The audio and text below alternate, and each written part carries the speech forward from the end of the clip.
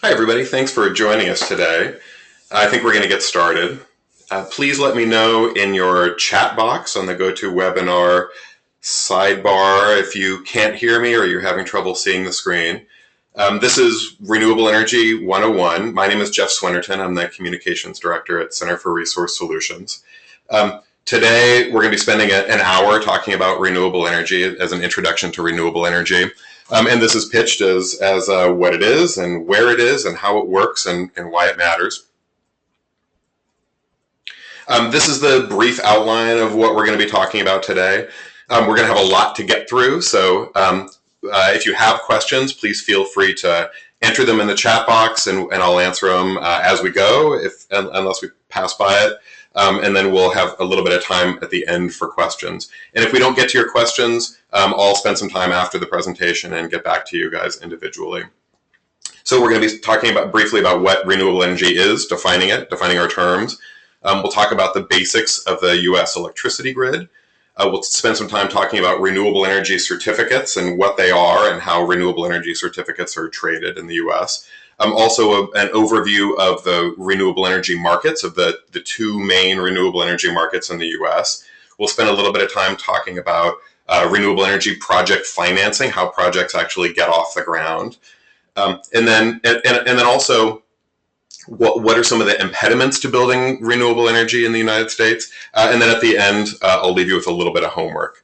First, we're Center for Resource Solutions. We're a nonprofit based in San Francisco, California. We've been around since 1997 with the mission to create policy and market solutions to advance renewable energy. We spend all of our time thinking about renewable energy, and we do a lot of policy work and some expert assistance work. What you might know is for most of all, though, is our Greenie program. It's our flagship program. It's our biggest program. It's been around just about since the start of the organization. It has a few different parts to it. It certifies renewable energy that you would, products that you would buy from a renewable energy seller, or if you sign up for a green pricing program through your utility, we certify those. We also Greenie Climate certifies carbon offsets, and it's an international program. And Greenie Marketplace works with businesses that buy renewable energy to help them communicate their environmental efforts to their stakeholders and customers. So first of all, I want to start with a definition of renewable energy. What is it? First of all, it has a technical definition, and that is that it's energy derived from natural resources that replenish themselves over a period of time without depleting, and the period of time is generally accepted as a human lifetime, which effectively means that they're unlimited. They also have the benefit of being abundant and available in some capacity nearly everywhere, and they cause little, if any, environmental damage. In fact, most of the environmental damage with renewable energy comes from the raw materials used to the manufacture, the transportation out to the site, local effects like transmission or roads out to installations, that sort of thing. So what qualifies as renewable energy? This is the short list of what generally accepted as qualifying. Wind, solar, and there's two main types of solar: photovoltaic, rooftop solar, and then concentrated solar power. And we'll get into each. I'm going to get into each of these individually and tell you a little bit more about them.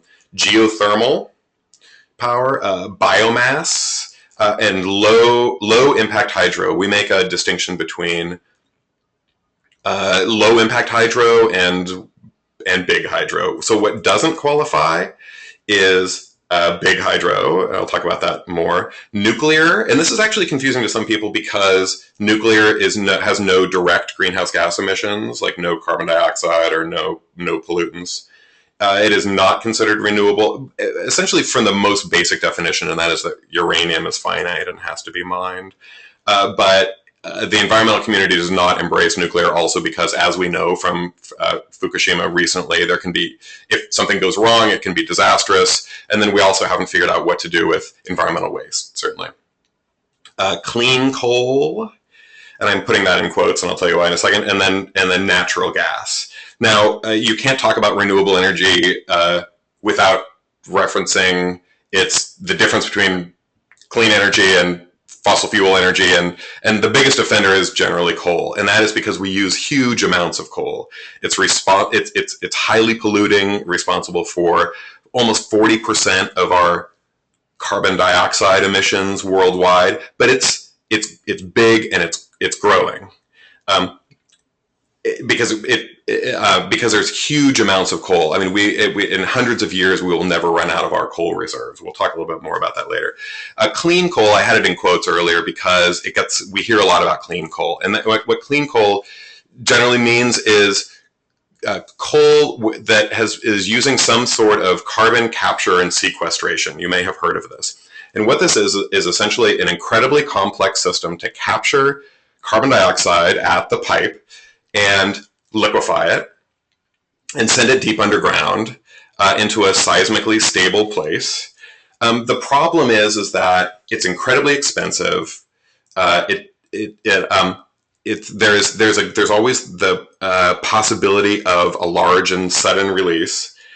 It requires a very specific kind of geologic composition, which is a porous formation that's under like a bedrock. Some kind of cap rock. Often old oil fields are perfect for this sort of thing, or deep under the seabed. One of the other problems, though, is that it also takes a huge amount of electricity to do it. Some say that this is called the parasitic load. How much of the electricity generated is used for carbon capture and sequestration? And estimates are about 30%. So about a third of the electricity that you generate with coal would go into carbon capture and sequestration. Renewable energy is good for a lot of reasons on its own, though. It's good for hedging the electricity sector against carbon price risk, and what this means is that we are the winds are always blowing towards taxing pollutants, taxing carbon dioxide, greenhouse gases released into the atmosphere, or other toxic pollutants. And so when utilities and other electricity developers are looking long term, they're saying we're going to be paying for polluting. And so our long term goal is to not incur any of those costs. And so with renewable energy, you know that you're not going to, if there's any kind of carbon price potentially in the future, you're not going to be subject to it.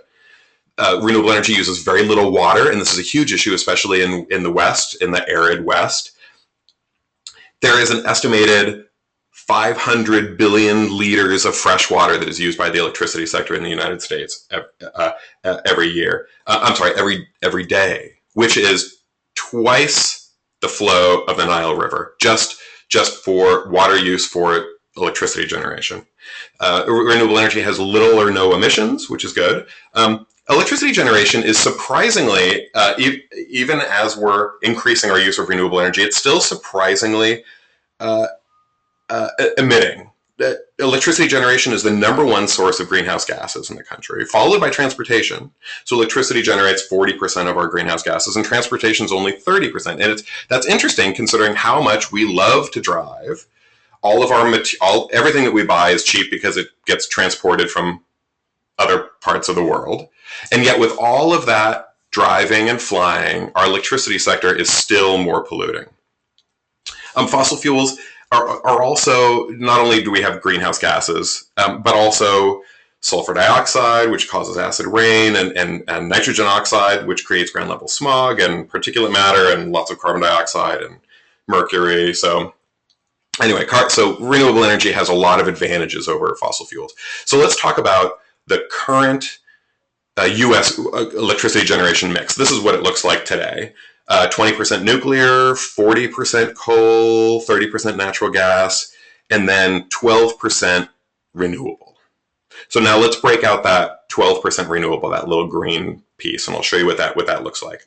So it looks like 50% hydro. Now we're going to talk about hydro in a second, but this is too large a piece because this includes a lot of big hydro that does not count as renewable energy. But 30% wind, 12% biomass, 3% geothermal, and a small but rapidly growing piece of solar. I want to define I want to define some terms because we're going to be talking about megawatt hours and kilowatt hours and megawatts and kilowatts. So a megawatt hour is an amount of electricity, which is about what the average home uses in a month. So in the US, and we do have larger homes that require more resources than many other parts of the world, but we use about a little bit less. The average home uses a little bit less than a megawatt.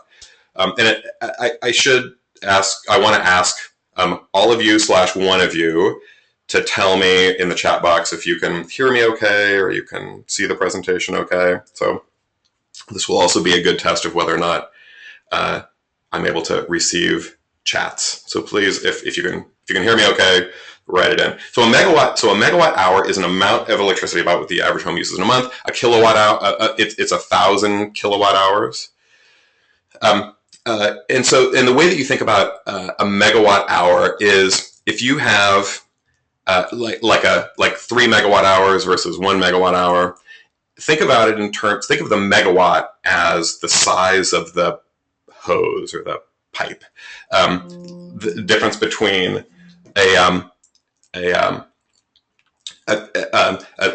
like a garden hose versus a fire hose. So that's like the megawatt. So a garden hose would be 1 megawatt and a fire hose would be 5 megawatts. And a megawatt hour is you let that pipe run for an amount of time and then you shut it off. So obviously you're going to get more water from the larger pipe. And so a 5 megawatt hour is more than a 1 megawatt hour. That was a silly analogy. It made more sense when I was talking about it to myself, but you get the idea. Okay, so now we're going to talk about individual resource types. So I'm starting with wind. Wind has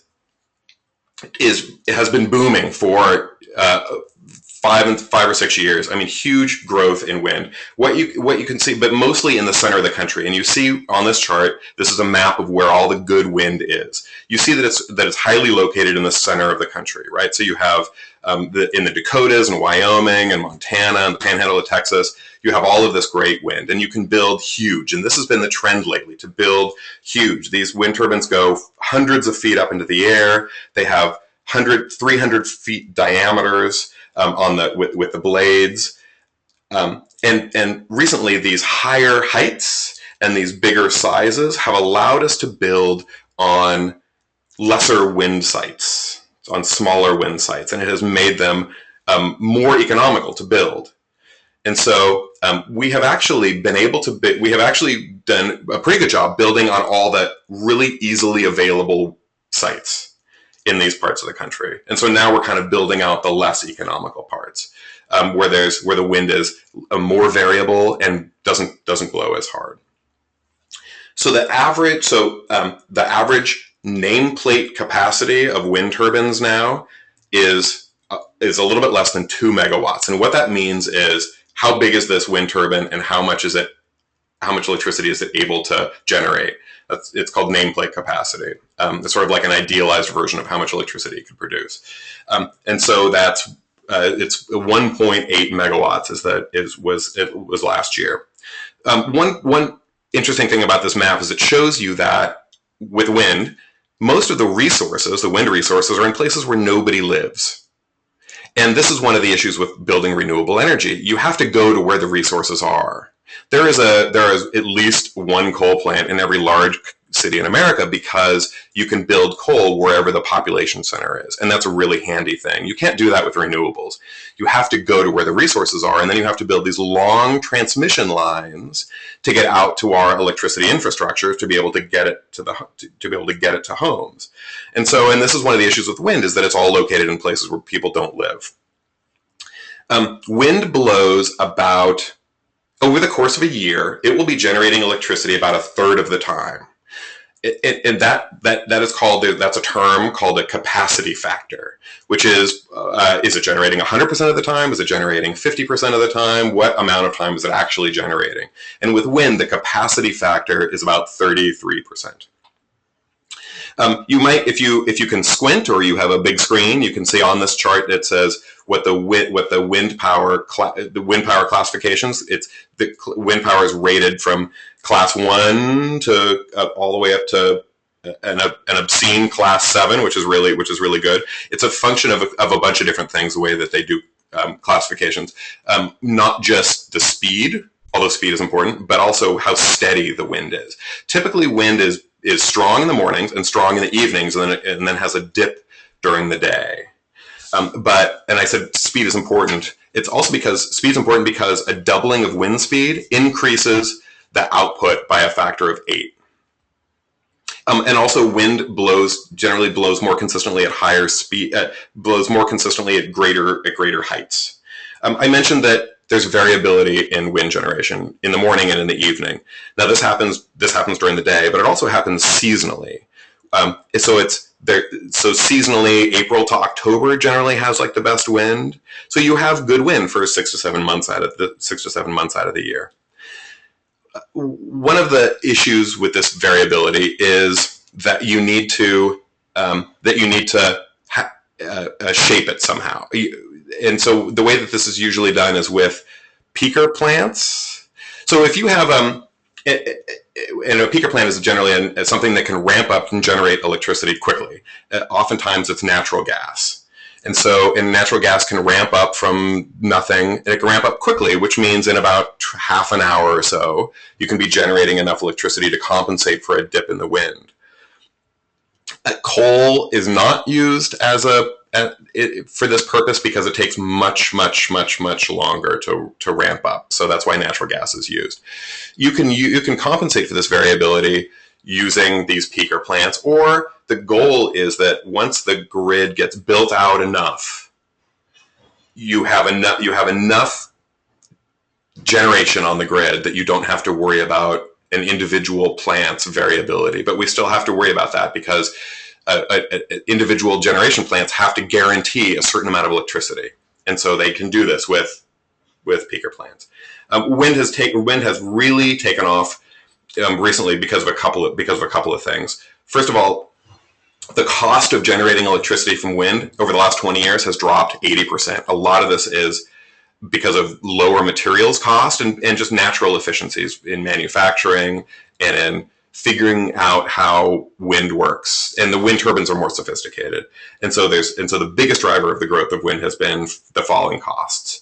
And one of the great advantages of this is that it makes wind cheap. So when utilities and others are looking to build more generation, wind is coming in really cheap, and it's becoming a viable option on its own.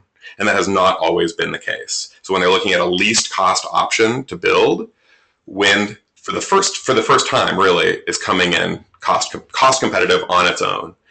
The challenges with wind are transmission, and I told you this. The best wind in the country blows in North Dakota and in the flatlands of Texas and in the Aleutian Islands in Alaska. But of course, nobody lives there. So you have to build transmission lines. Natural gas prices are low, and that competes with wind, and so that's a problem. We're not running out of higher wind speed locations, but we're running out of higher wind speed locations that have ready access to transmission. And don't have issues with permitting and siting. Okay, so next, there's a great website that shows real-time wind flows in the U.S. And so this is like a really beautiful image of what is happening with wind. This is just a snapshot from last year. Okay, solar. So solar, there's two main kinds: photovoltaic and concentrated solar power.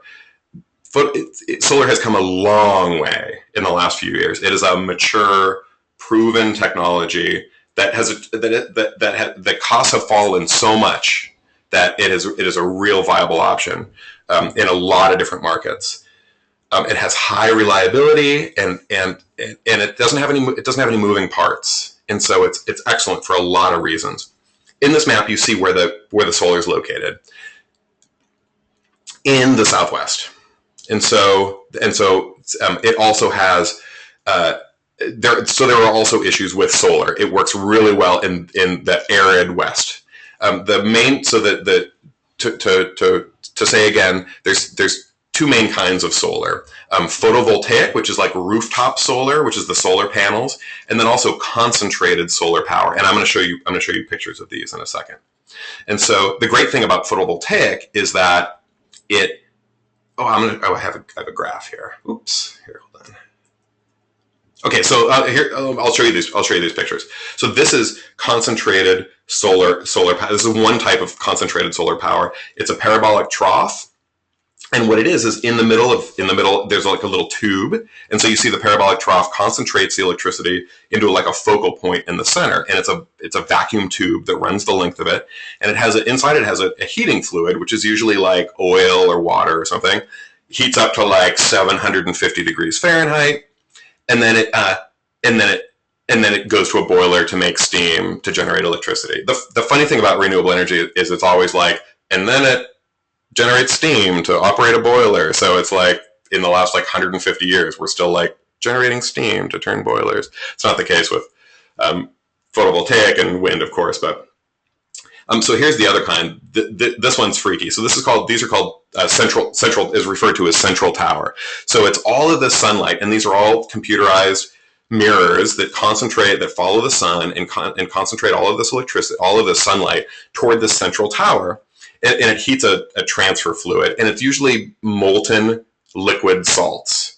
I mean, it's like, I don't know what the temperature is, like a gazillion degrees, and then it generates steam to run the generator turbine below. And the great thing about this is the molten salt holds on to the heat for like hours afterwards, so it can continue to generate electricity for 6 hours after the sun goes down. This does have a lot of water use, though. So there's a type called dry cooling that uses less water. Those are the newer types of central station concentrated solar power are using this kind of low water because it's in the arid west, where there's no water anyway. So this is a great map of along the bottom is the time of day. And it shows, and you can see the time of day and then what generates. So what I want you to look at is the light blue, which is wind. Big in the morning, dip in the afternoon, big in the evening. But then solar PV has this, it looks like a mesa, right? As soon as the sun comes out, it ramps up and generates electricity, and then essentially just stops as soon as the sun goes down. But the great thing about solar is it's in the heat of the day when demand is the highest, when everybody's running their ACs, that's when solar really wins. Hydropower. Okay, so low impact hydropower. There's an organization called the Low Impact Hydro Institute that CRS started and spun off many years ago, and they certify low impact hydro facilities that are low impact. Generally, they're smaller, but there's no size cap. But what it looks at is minimal ecosystem impacts, including wildlife, including fish. Also water quality, watershed issues. If there's any threatened or endangered species that are located around where the facility is, cultural resources, recreation. There's a lot of criteria that goes into LEHI's certification of low impact. One of the reasons that the big hydro is not considered renewable is not only do you have huge local impacts. I mean, you've just flooded and destroyed an ecosystem with this. It's called an impoundment, the area that gets flooded. But also from a purely data standpoint, there are greenhouse gases that are generated. There's a huge methane spike because you flood an area and it kills all the organic matter. And then that organic matter in that anaerobic underwater environment decomposes and generates methane. And methane is one of the strongest greenhouse gases. So you have this sort of huge methane spike, and then it goes away, but it generates a lot of greenhouse gases. So that's why we don't consider these large installations, generally built in the 50s and 60s, to be environmental. There's also just about everything in the West has been, just about most rivers have already been dammed. So there isn't a lot of opportunity, although there is some opportunity. And we're repowering dams. There's some new technology that allows them to aerate the water, to have better downstream water quality, more fish-friendly turbines. So one of the problems with hydropower, though, is the amount of electricity generated from hydropower has been relatively flat over the last 20 years. The capacity factor is about 50% with hydro. You would think it would be closer to 100%, but there's a lot of like design choices that are used to meet peak demand and also to make them more environmentally friendly that reduces the capacity factor. Okay, so now we're going to move on to geothermal. Geothermal, it has a 92% capacity factor. When a generation source generates steady electricity that you can count on, it's referred to as base load. This is and it means that I can, in a moment, I can be generating this amount of electricity, and it's not going to stop based on weather. This is one of the great advantages of fossil fuels, is that you can dispatch it immediately, and it doesn't have any kind of variability. But there are a couple of renewable generation sources that are considered baseload. Geothermal is one of them, as is hydro. So it has a 92% capacity factor. You can count on it. The most common type of geothermal plant is called a flash steam plant. And that is, there's energy from high temperature reservoirs deep in the water, deep in the earth, and they're anywhere from 225 degrees, this water that's in there, to 600 degrees. And you tap it, and there's naturally occurring geothermal steam. So these production wells, they tap into these like superheated water reservoirs, and they're thousands of feet below the surface, and there's tremendous pressure, and it causes the hot water to rush to the surface, and then the steam is separated, and it drives turbines to generate electricity. And generally, if there's any kind of leftover water or condensed steam, it gets returned to the reservoir. Now, you can't just like dig in the earth and find these. There are places where they are located, and we know where they are. And this map gives you an indication of where they are. We have about 3 gigawatts worth of geothermal plants in the United States, and a gigawatt is 1,000 megawatts, and mostly in Nevada and California, as you can see. But we're getting better about how to use lower temperature geothermal sources. There's a thing called enhanced geothermal systems, which can use really cold water injected into hot, dry rock, and then you can get some steam out of that. And so, and at lower depths. So we're learning how to do that.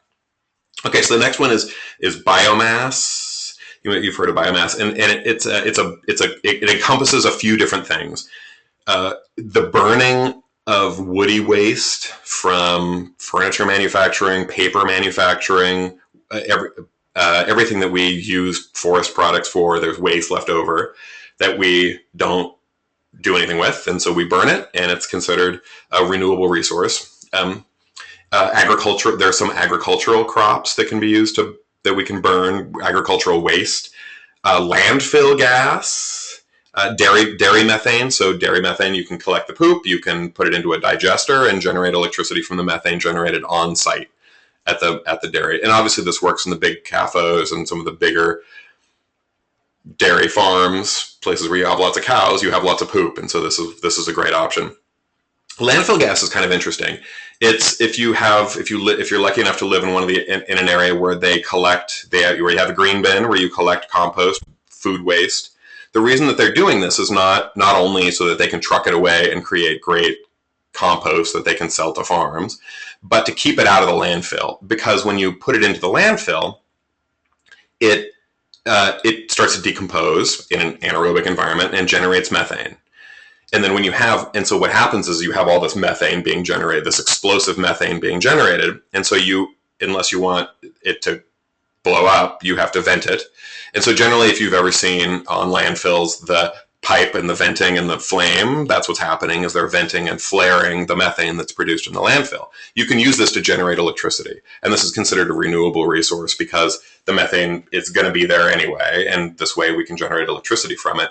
But keep in mind that this is really the sign of a broken system. We should not be having any kind of organics that enter into the landfill in the first place. So this is why you should never throw away food waste, throw it out to the animals, or compost it. Don't throw it away. But landfills are the 3rd largest source of human-related methane emissions in the United States. There's another form of biomass called municipal solid waste, where you can gasify it, which means that you take solid waste from your waste stream and you burn it in like superheated facilities, and that is considered, and it's generally food waste, paper, wood products, and that can be burned too, and that's considered biomass. Okay, so now we're going to talk a little bit about the U.S. grid, electricity grid. The grid has been called the most complex entity ever created by man. It has grown up in a piecemeal fashion over the last 100 and 150 years, and it is a real-time demand response system that has a second-by-second burden to match generation with demand. So to match demand with supply, it's real time. It happens in real time. There is no way to store electricity. There's a couple of ways to store electricity, but they're very small. There's effectively no we're not charging up batteries for use later. We're not. There are some mechanical flywheels, which is old timey. There is some pumped water storage, which is water storage that goes where you pump water uphill, and then when you need it, it flows downhill. But essentially, there's no storage on the grid. So the U.S. has 5.5 million miles of transmission lines, tens of thousands of electricity substations, hundreds of millions of electric meters.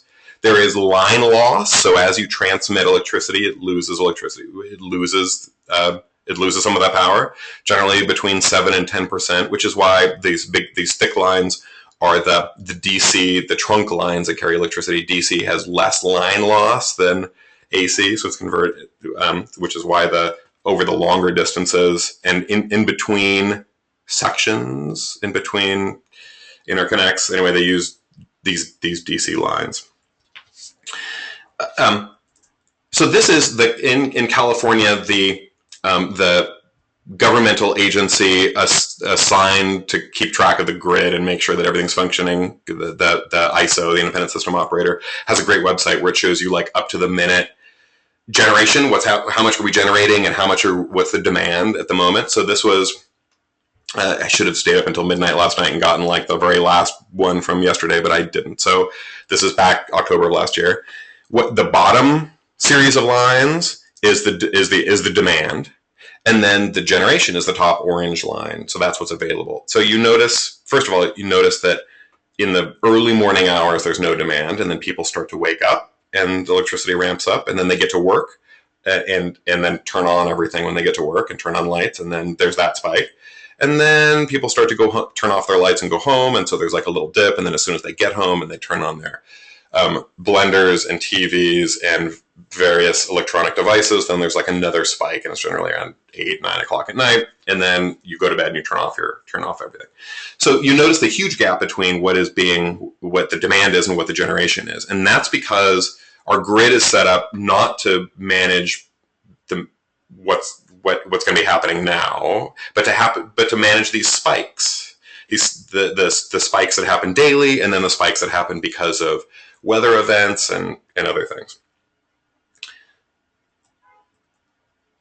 So in the U.S., we use a lot of electricity. This is, if you want to look at these slides later, you can look at them. I just picked a sample of different countries. Canada, surprisingly, Canada uses a lot of electricity. I'm not exactly sure why, but we use 4 billion megawatt hours of electricity a year. That's what we use, which is 13 times greater than we used in 1950. So we have a lot more things that we plug in now than we did back then. The U.S. uses about a third of the world's electricity, but we're the number 2 emitter of greenhouse gases behind China, and that's basically because of our electricity grid. China has a greater population and they use more coal, so they generate more greenhouse gases than we do. But we are still far and away the biggest per capita. So we're talking about renewable energy. I'm going to tell you that one of the most important things that you can do is buy renewable energy. And then how do you do that? Well, one of the interesting things about the electricity grid is that everything is commingled. And so, and that is that no matter where it was generated, from whatever kind of generation plant, it all gets jumbled together. And electricity is not differentiated. There's not green electrons and brown electrons. It all gets in there on its own. And so if you want to buy renewable energy, if you want to pay money, extra money, and buy and make sure that you get 100% renewable energy, what's actually happening? We can't make electrons go to your house. If you check a box on the form or you sign up online, you're going to continue to get the exact same electrons that you were getting before. And this is a problem because you want to buy renewable energy. You're willing to pay a little bit more to the developer to underwrite some of the additional cost of renewable energy. You want to send a signal to have them build more. So what do? Well, in the late 90s, the industry developed this system called renewable energy certificates. And the renewable energy certificates they embody the environmental benefits of the renewable energy generation. So what happens is a wind turbine generates a megawatt hour of electricity. And in that moment, two things are actually being generated. The electricity, which flows into the grid and goes into the local utility and then to whoever bought it, and the renewable energy certificate. Renewable energy certificate is 1 megawatt. It's for every megawatt hour of electricity generated, and that is all the environmental benefits. And so this is actually kind of and so what happens is the electricity is considered brown power, or not brown power, but whatever the average is on the grid, the combination of nuclear and coal and natural gas and whatever. Even if it's generated from a wind turbine, that electricity is considered system mix, whatever the average is on the grid. All of the green environmental benefits of that renewable energy is embodied in the renewable energy certificate. And that can get sold to anybody who wants to buy it.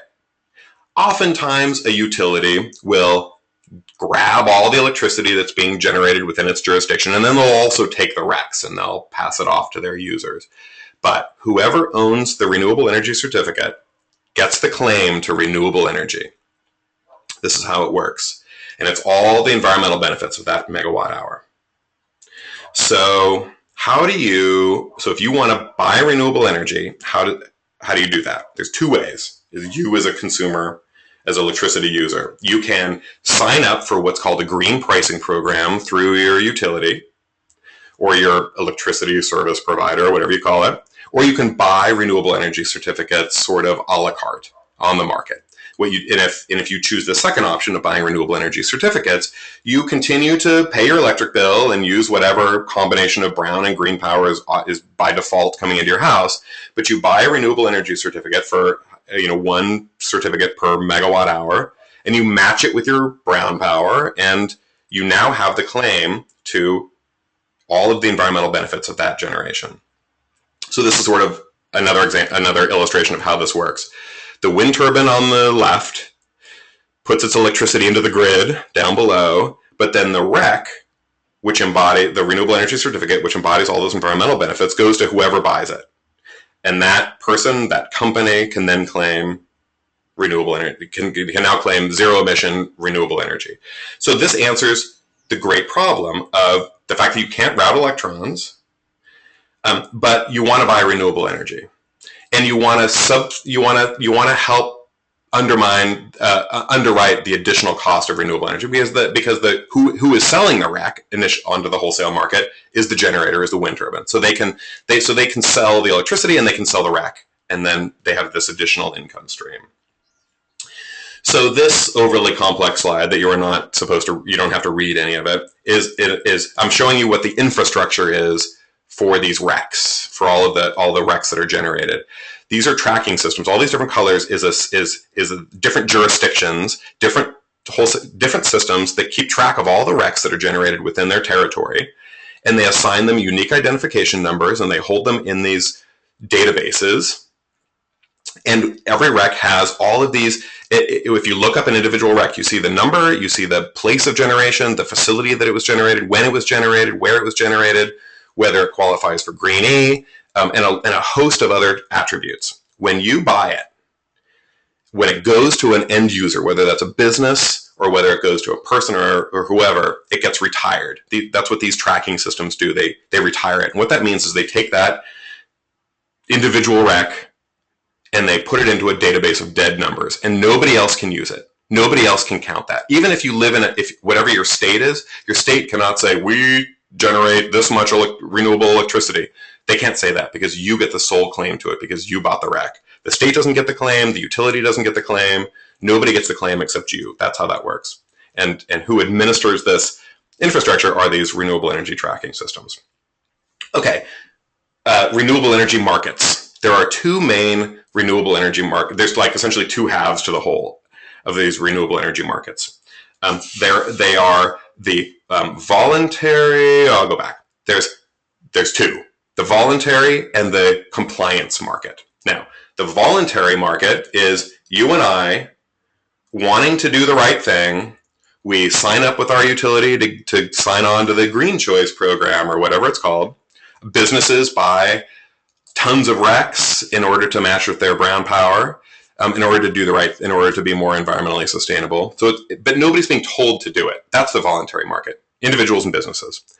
The other half of the market is the compliance market. And what that is 29 states in the country and the District of Columbia, taxation without representation, have what's called a Renewable Portfolio Standard. I'm trying to keep the acronyms down.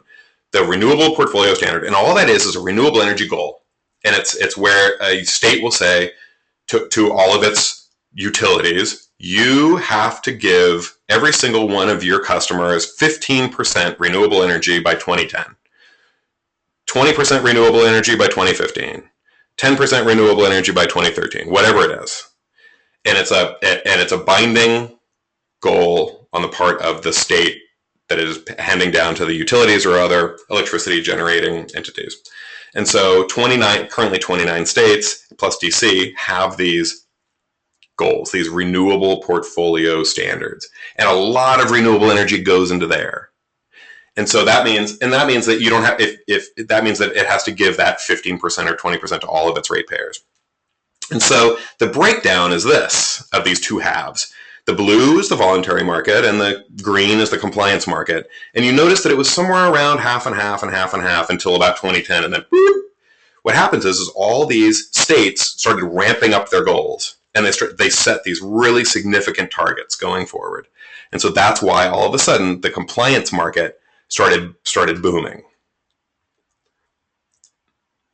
Okay. So this is of the voluntary market, because you were a part of the voluntary market. I wanted to show you sort of what that looks like. So of all the voluntary purchases, the green is REC purchases, and then the blue and the red at the bottom, they're essentially the same. It's green pricing programs that you would sign up for. So you see that there's a lot more RECs being sold than utility green power programs that you sign up for and you check the box in the form. And the main driver for this is businesses. Huge purchasers like Kohl's and Microsoft and Coca-Cola and these big companies that end up buying huge amounts, and Intel, these huge amounts of RECs to cover their operations. And so they really move the market by buying huge amounts of renewable energy. And companies that are really savvy about this, they buy renewable energy certificates from all kinds of different generation, and they buy them from different parts of the country so that they can help sort of spread the wealth out. And not just buy renewable energy certificates from heavy generating places, but in places where it's hard to make a profit, where the wind doesn't blow as steady or the sun, where you don't generate as much electricity from the natural resources. So if you want to buy renewable energy, you can sign up with your green pricing program. You can come to this website, buycleanenergy.org. It's this website that we run that will give you a list of providers for renewable energy certificates. Or you can go to the Greenie website, green-e.org, and there's a find renewable energy feature. It will allow you to search for whether you're a home or a business, if you want RECs or green power, like through an electrical program, in what state it's available in. So go to the Greenie website for that.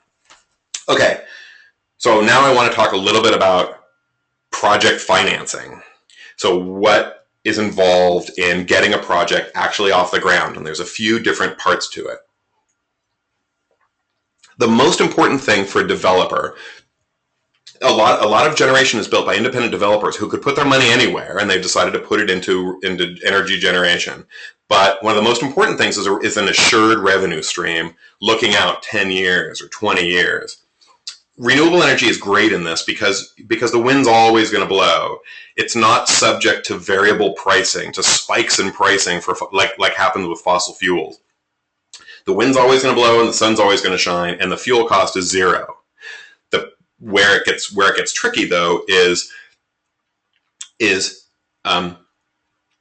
what's going to happen with materials costs going down the road, whether the price of materials, and then also tax credits, especially the production tax credit, which we're going to talk about in a second. These are legislative tax breaks that come and go, and that is the biggest issue.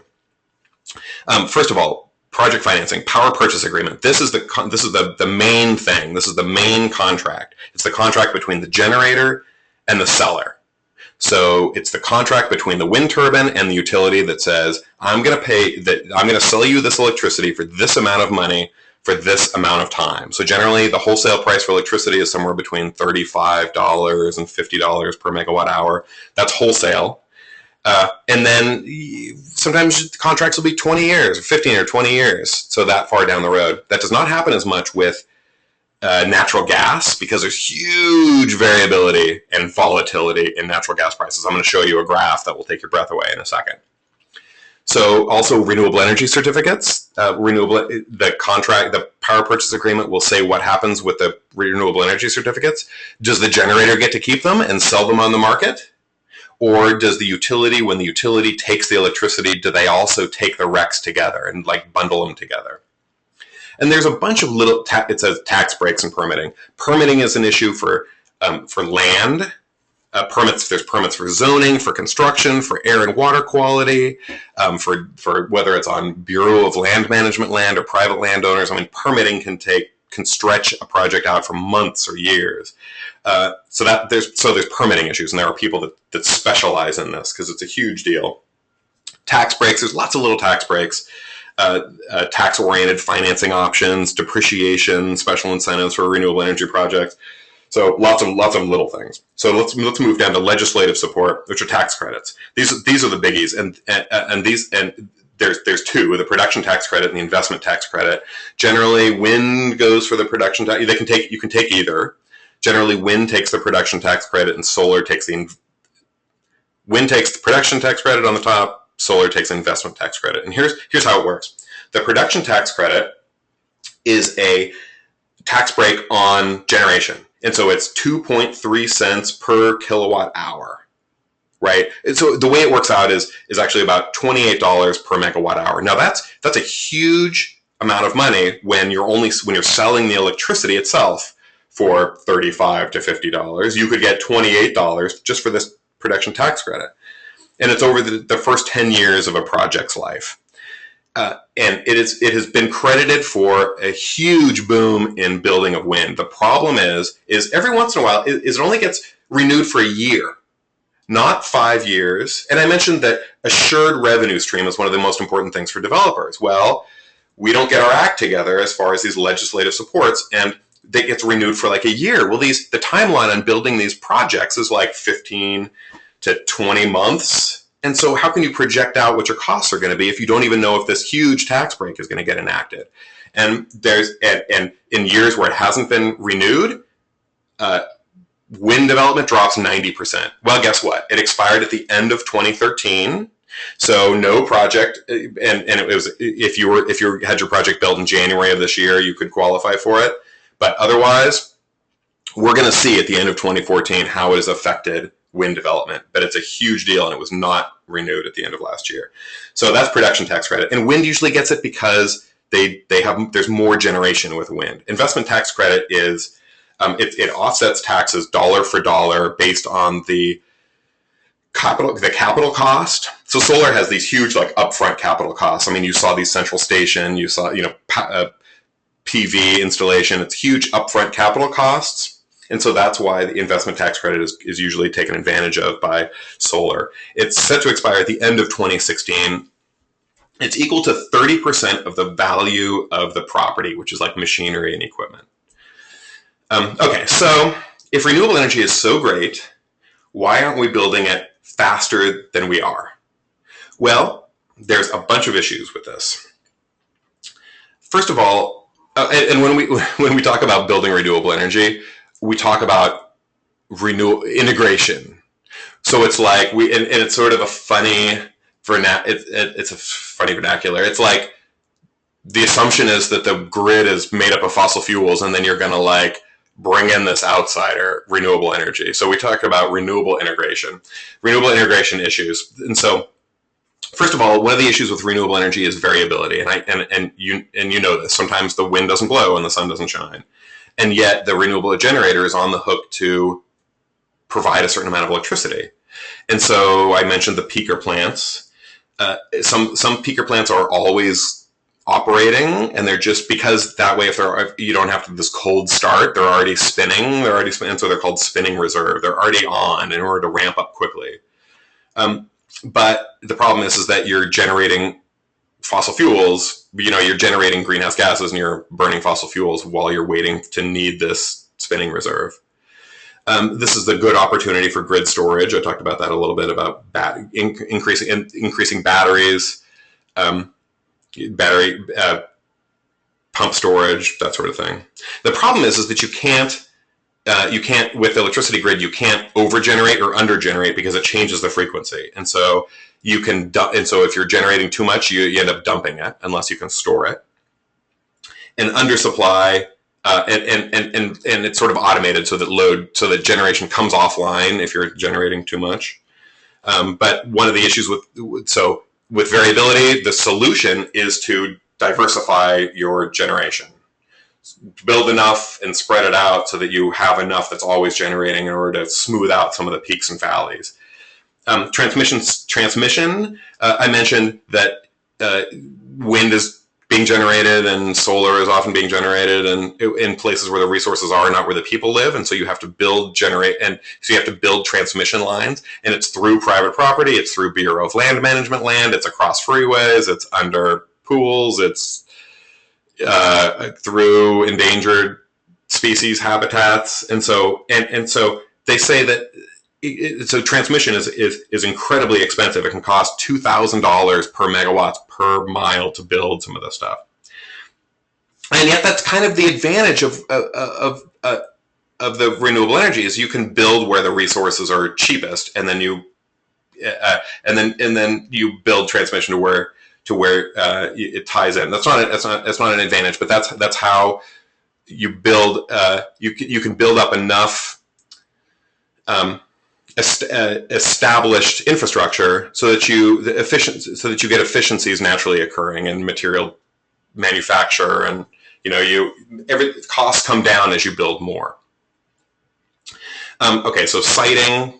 A lot of wind is built on private land, which is interesting because and then there's a contract with the landowner. It doesn't take up much private land. It's just like the base of the wind turbine and an access road. But a lot of times they can continue to do whatever they were doing. They can continue farming. They can continue to graze cattle on the land. Renewable energy has huge, high upfront capital costs, but then of course the fuel is free. So if you can figure out the initial installation, you're pretty much in the clear from there. Stress with the production tax credit, I mentioned that, whether it's being renewed or not renewed, whether it's for a year or infrequently multiple years. But the interesting thing with the PTC is everybody's agreed that it shouldn't exist. It's a great boon. It has been proven to be a great boon for the wind industry, and to a lesser extent other renewables, but it shouldn't exist. Renewables should be able to compete on their own. And I mentioned how the costs are coming down. With solar, the costs have come down 75% in the last 5 years.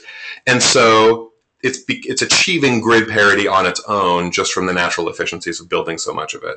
So everybody will sort of be happy for the PTC to go away, but we're going to see at the end of 2014 how it's been affected without having the PTC in effect for this year. Fossil fuel availability. There is a 200-year availability of coal and shale and Alberta oil sands. We can destroy this planet by burning everything that we have available to us, and we will still have some left to burn. We have huge amounts of fossil fuels available. And so, and the U.S. has the world's largest coal reserves, and because we're burning less these days, we're looking at, we export a lot of it to India and China. At the end of last year, there were 1,200 proposed coal plants around the globe, 3/4 of which were being built in India and China. One interesting thing, I mentioned the volatility of natural gas prices. So natural gas prices are low and it competes with wind, but long-time utility guys recognize this chart, and that is showing that natural gas prices can spike literally overnight. Now, how can you forecast out your costs 10, 20 years if you look at something like this? There are ways to take advantage of low costs right now, but this isn't feasible. And this is the realities of natural gas, even with fracking. And so this is an advantage for renewable energy. This jagged chart is flat with renewable energy, because the sun is free and the wind is free. So that's one of the advantages for renewables. It really looks good over the long term. Okay, so we're getting very close to the end, and so I want to give you a couple of takeaway lessons. First of all, I have not mentioned energy efficiency, but the rule always is energy efficiency first. It is always the cheapest megawatt hour is not a new one that you can generate, but one that you can save. And so energy efficiency in terms of electricity use, and obviously with water use and others, that's appliances, especially appliances with energy efficiency, and lighting. I'm saying renewable energy is the new thing, and that is that it is a booming industry for jobs. It creates huge amounts. It is creating huge numbers of jobs, not just in solar installers, but in research and development, in building new, better battery technology, for increasing the thermodynamic efficiency of solar, for increasing the efficiency of all different types of biomass burning, of gasification, electricity has been so cheap for so long that almost no innovation has taken place, except in large part because of the climate crisis of the last few years. We are suddenly starting to realize that there is huge opportunities in increasing the efficiency of our electricity generation sector. And so this is happening now. And so as fossil fuel jobs, as jobs related to coal mining and others go away, incredible new industries are being developed in renewable energy and energy efficiency. So the last thing I'm going to say is to buy renewable energy. With utility green pricing programs for people who can sign up for utility green pricing programs, one interesting thing is that there's only, nationwide, 2% of people who have the option to sign up for green pricing programs actually do. And this is a dismal number because the average cost per month is $10, often less, to get 100% of your electricity from renewable energy. And yet nationwide, 2% of people take the time to sign up for it and pay the extra amount. And yet, if you ask in surveys, 3/4 of people say that renewable energy is important and that we should be building more of it. But we're not going to be able to build more of it unless there's greater demand. And this means individuals, homeowners, businesses buying renewable energy when it's offered to them. Tell a friend. We're recording this 101, and so you'll be able to watch it again if you want. But we need to increase demand for renewable energy, and we need to start throwing legislative and popular support behind the building of renewable energy. It is expensive, but the long-term outlook is a whole lot cheaper. And of course, the environmental outlook too. So tell a friend.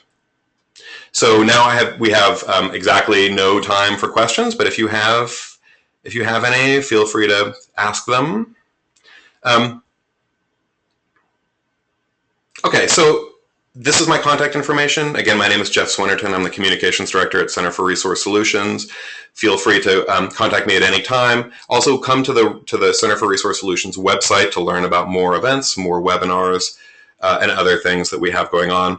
Also, if you're in Sacramento in December and want to go to the Renewable Energy Markets Conference, It's one of the biggest conferences around for learning for renewable energy markets, for those selling and generating and buying renewable energy. And it's a fascinating 2 days in the California capital. So I look forward to seeing you there. All right, if we don't have any other questions, thank you all for attending, and I look forward to seeing you again next time. Thank you.